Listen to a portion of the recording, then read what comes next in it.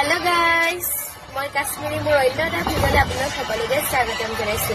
বহুত গৰম পৰিছে, গৰমত একদম ঘামি জমি একদম অৱস্থা নাই। গাড়ীৰ ভিতৰত বহি আছো, গাড়ীখন অলপ টাইম ৰখাৰ বাবে কেইটামান বজাৰ কৰিব লগা আছে। বজাৰ কৰিবলৈ গৈছে, আমি ৰখি আছো।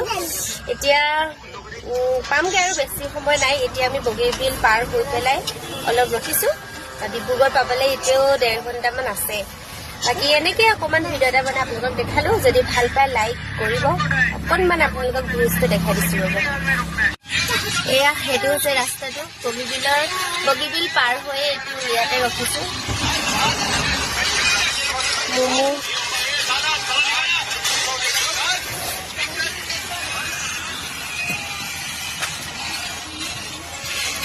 সেই ওপৰেদি ট্ৰেইন যায়, ট্ৰেইনৰ ৰাস্তা।